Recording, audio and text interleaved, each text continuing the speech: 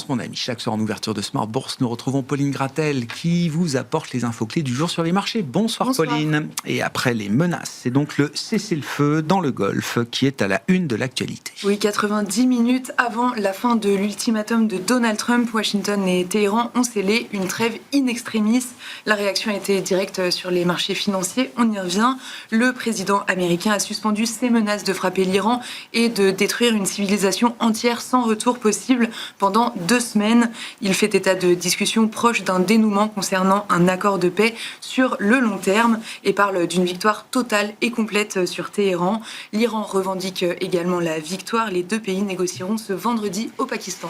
Oui, Téhéran qui a accepté sur le papier de rouvrir le point névralgique de ce conflit, le détroit d'Ormuz. Oui, mais dans les faits, cela risque de prendre un petit peu de temps quand même. Téhéran a donné ses conditions pour la réouverture. Les passages des navires dans le détroit devront se faire en coordination avec les forces armées iraniennes et sous contrainte technique. À ce stade, seulement 2 bateaux ont pu passer par le détroit depuis l'annonce.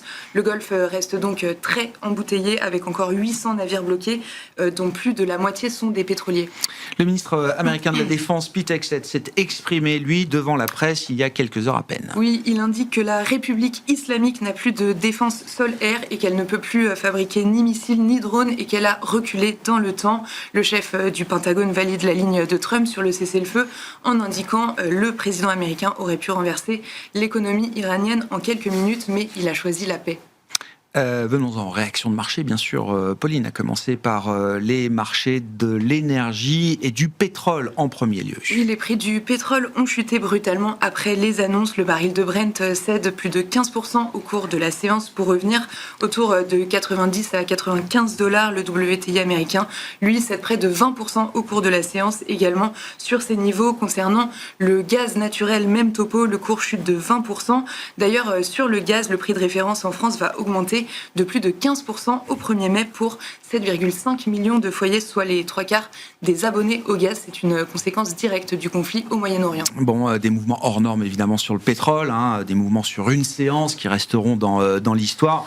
On constate également des mouvements en dehors des standards normatifs sur les marchés actions, Pauline. Oui, des mouvements tout aussi rapides que pour le pétrole, mais dans l'autre sens, les actions asiatiques ce matin ont regagné plus de 5%. En Europe, le Stoxx 600 et l'Eurostoxx 50 bondissent également de 5%.